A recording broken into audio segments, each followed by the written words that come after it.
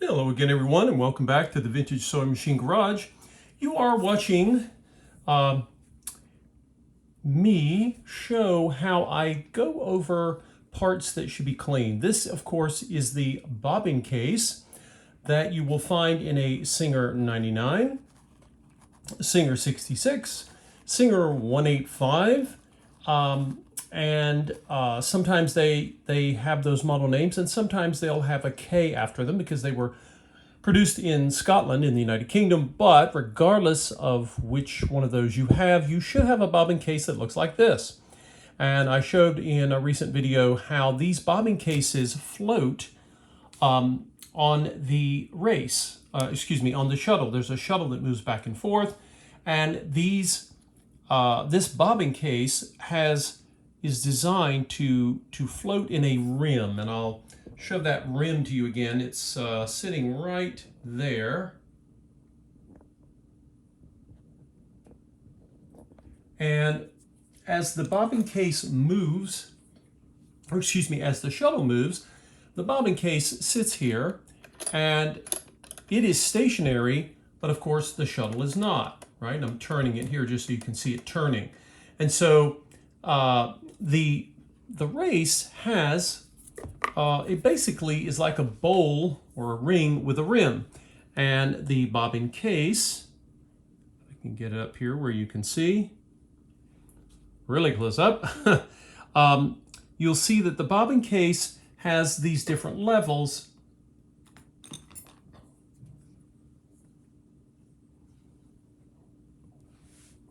See if I can get a good position here. Here we go. And you can see there's this level here. This top rim is what you'll see when you're looking down on it. And then of course here this is the edge that is riding on top of the race. And then the race being on top of the shuttle there. And then below, you'll notice there's another level. And that level right there, if you look right here, it is actually coming in contact. If you see where I put my screwdriver here, right? So this rim on top is riding on top of the race of the shuttle, and then there's another rim, and it's actually engaging the from underneath the rim. So it sits there, and this is, you know, by seating it this way, the shuttle can move and the bobbin case remains stationary.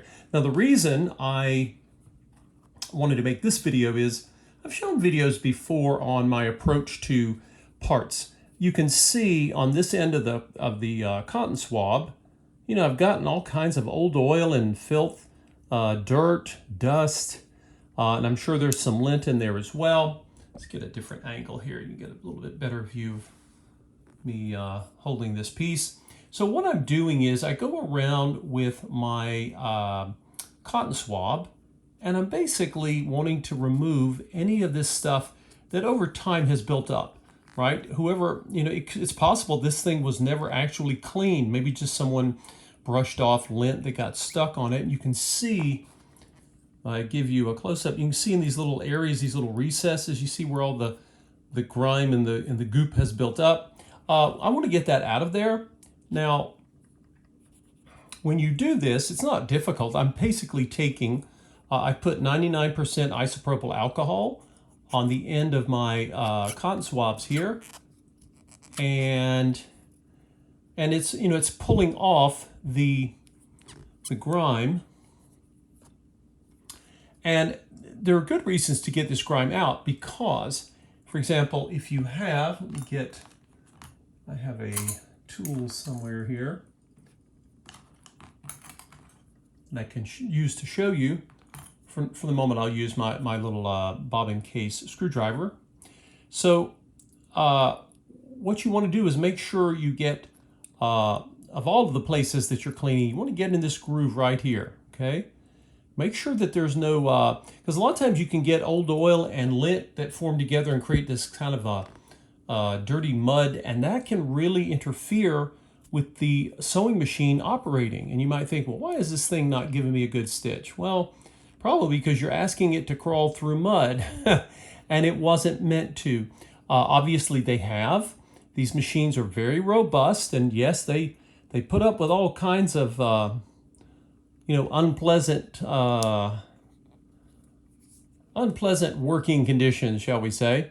But I like to do this. This is part of the restoration process. We're going in and doing something. Again, this is something that you don't have to do often. Once your bobbin case is clean, you're obviously going to be checking it for lint. When you clean your machine of lint, you don't have to take the case out every time. I don't want you to think you have to, I got to remove my bobbin case when I'm cleaning lint. Typically, you can just clean lint, but on occasion, you want to go in and make sure you have accessed any area of this bobbin case that might have any of this buildup in it, okay? Which is another good reason you want to limit the amount of oil you have in this area. You're going to have some, and when I oil the machine, I'll show how that's done. You can also take these precision tip. Now, precision tip cotton swab, I was using the generic store brand cotton swabs, which are great for a lot of things. This is the precision tip. It's narrower, and the cotton seems a little bit tighter to me. And this one is the Q-tip brand, okay? I don't have any links to Q-tip. I don't have any connection to them. But these are a little more costly, but they can be, they're not that expensive. Just comparing it to a generic cotton swab. And they're a little, you can get in there, you can get into some areas a little more narrow, tight spacing. Now don't forget, when you're cleaning your bobbin case, you've also got the inside of the bobbin case, right? And this is where your bobbin is actually going to rest and ride. Look at that. You see what I just pulled up there? It's not a lot, but it can be. And you can see the rim down in the bottom, right? So that's where our bobbin, right, when the bobbin gets dropped, I'll put one in here to show you, right? When the bobbin gets dropped, it's riding, right? As the bobbin spins, it's actually riding on that little rim you saw me cleaning. So let's give the machine a break, give it the overhaul that it needs. If you're getting a vintage sewing machine, such as this one, for example, very common machine that people get. Wow, look at there, I got more of that goop up. Your machine has gone a long time, and yes, will it sew? Sure. You might say, well, hey, I've been sewing this machine for years like this, and there's nothing wrong. Well, your machine has put up with this this lack of maintenance, but that doesn't mean the machine is doing its best for you. And a lot of people tell me that when they go through this process of giving their machine a good overhaul, restoration, conservation, wow, they notice a difference. Now, yes, you can, oiling the machine alone, that will show you a difference. But remember, all of these different areas of a vintage sewing machine, they all work in tandem, right? They're like an orchestra. They all work together to make for a machine of systems that really help you to create the stitches that you need. So again, that's just a quick little video to talk about why these little things all add up to big things when you start getting ready to have the debut of your own machine. If you're going through it, maybe you're following along these videos, or maybe you just got a machine. Maybe you're new to vintage sewing machines or new to sewing. Maybe you're here on the channel for the first time. If you are, you can just simply click on, when you're on the home page, click on the tab that says videos, and there will be a search bar there. You can search your sewing machine model, and then by model, I also have playlists. I'm expanding the number of playlists to make it hopefully somewhat easier for you all to find things in this channel that has grown and grown. And hopefully you'll be able to find information to help you get your machine ready. Thank you all for watching. And if you watched a video on how to clean the bobbin case of a Singer 99K, it's probably because you've got one, or actually some of my viewers say they just enjoy watching vintage sewing machines come back to life. Now, how cool is that? So anyway, I appreciate all of you for your support. Please consider donating to the channel at the Buy Me a Coffee link, and I will see you in the next video.